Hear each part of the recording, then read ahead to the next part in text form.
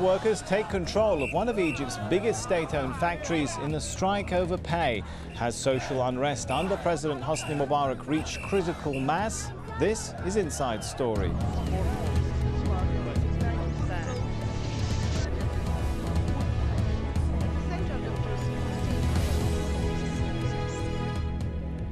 Hello, I'm Sami Zaidan.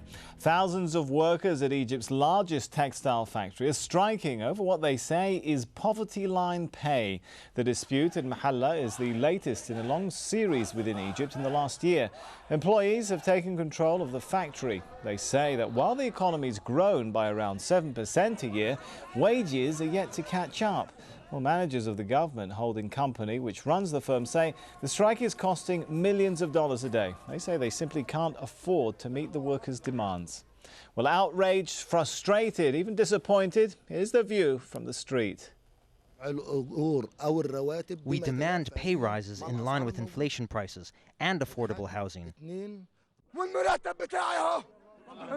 This is what's left of my salary. Only £2, that's all I've got. A man with a family with £2, I swear to God, that's it. We are not affiliated with any Islamic movements or the Muslim Brotherhood or any other political party. The strike is genuinely from the heart of the laborers. We will continue to protest until we get our rights. This factory is ours and we won't allow anyone to sabotage it. Well, joining us to discuss some of the strong sentiment from the streets of Egypt are our guests in Cairo, Majid Rida Boutros, Professor of Political Science and a member of the Policies Committee of the ruling National Democratic Party. Also from Cairo, Dr. Ghouda Abdel Khaliq, a Professor of Economics at Cairo University.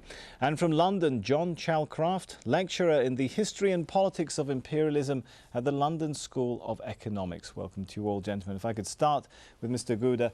Local media talk of 200 instances of labour unrest in 2006 in Egypt. What's prompted this wave? Well, I think you can look at the labour situation in Egypt now as a hotbed for worker unrest. I see the situation simmering. The equation is simply like this.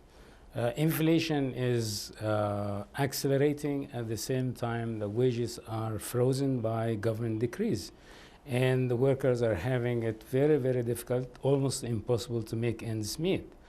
There has been some demands, in my view, just demands for pay increase and for compensation for cost of living. But the government has so far turned a blind eye to these demands. What we are witnessing in Mahalla now is just one example. Maybe it epitomizes the situation of the labor market in Egypt. Unrest is widespread. Actually, it's almost on a daily basis now. And what it tells us is that the economic reform policy of the Egyptian government has led the working force of the country and the middle class down to a very, very difficult situation. All right, there's an interesting point. Let's go over to Boutros. Mr. Boutros, is the unrest an affirmation of the failure of the economic policies of the government? Well, we can't analyze this way from one aspect. We have to analyze it from the political, economic, social point of view. First, Egypt is in the middle of transitional period. Politically, the government feels very unrest as regard to these demonstrations. It's very sensitive about it. That's one thing. And the other thing is that there are the Muslim Brotherhood is in some aspect behind this phenomenon. It's not only in Mahalla Cobra. It's in other textile factories. I mean, it's like a surge, it's like a phenomenon. That's one thing. The other thing, economically, the positive macroeconomic indicators does not go deep into the masses. The people do not feel the positive economic indicators. This is another aspect. Public policies, let's see the other side of it. The public policies, it's a bit ambiguous to many people, especially the workers. They are talking about privatization, and they feel it's jeopardizing their job opportunities, their current status. That's why they don't feel very comfortable about privatization. They feel that privatization is going to hit them as it hit other public sector firms. Right, so there's a bunch of different reasons. Sorry to interrupt you. Clearly, your point is that there are a bunch of different reasons for what's going on. We'll talk a little bit later about perhaps politics, but if we go over to London, if we, Mr. Chalcraft, talk about the economic growth that Egypt has experienced, and Mr. Boutros referred there to some of the positive economic indicators. Is it a case, though, of the poor being left out of the benefits of that transitional economy he's talking about? I actually think that's too optimistic a formulation. I think what we have here, it's certainly not about the agitation of the Muslim Brotherhood. As one of the workers said, was quoted on one of the blog websites, when the Egyptian government has a bad dream, it wakes up and blames the Muslim Brotherhood.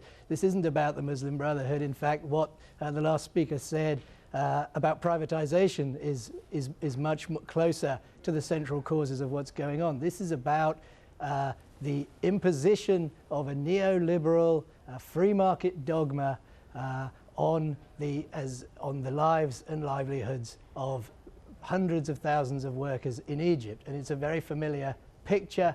It derives from the Washington Consensus, which is associated with international financial institutions. It matters not just in Egypt, but also in the Middle East and in the rest of the world. All right, that's an interesting point. We'll bring Mr. Boutros back into that. Whatever you say, at the end of the day, what is the government doing about the situation? I mean, I think you conceded at least there that the economy is in transition, that not everyone has benefited. Whether you consider that to be the result of poor economic planning, the imposition of a neo-economic liberal model, what is the government doing to make life better for the workers and for the sort of underrepresented sections of society? Yeah. The government is following a restructuring program, rehabilitation for all public sector firms, including Mahalla Cobra. Mahalla Cobra is witnessing a decline in losses. The bad debts, it had a bad debt, masses of bad debt volume of 4.5 billion Egyptian pounds. Imagine, for one firm in textile industry. So they are reducing this by 900 million Egyptian pounds last year. They have injected 100 million Egyptian pounds to increase the working capital of Mahalla Cobra. They have been doing certain restructuring as regard to human resources. All those factors did not result in fruitful indicators yet in the macroeconomic level, in Mahalla Cobra in general. And it did not reflect on the wages of employees. The employees are asking for extra wages, extra bonuses. But now they are waiting till November, where they have the General Assembly. This is technically what's going on. All right, clearly I think Dr. Gouda wants to come in. Often figures are something which are highly controversial. I could see you shaking your head in disagreement. What's your take on that? Yeah, I really can only laugh at what Mr. Boutros is saying, because the workers are not asking for pay increase. They're asking for fair wages. What's happening is now, according to reasonable inflation estimates, that inflation has been in the tune of 20–25%. The government would not admit that. And the government has frozen the wages of workers. Now, what these people are asking for is that they're asking for fair pay for the effort they put. Now, he's saying that there was positive economic indicators.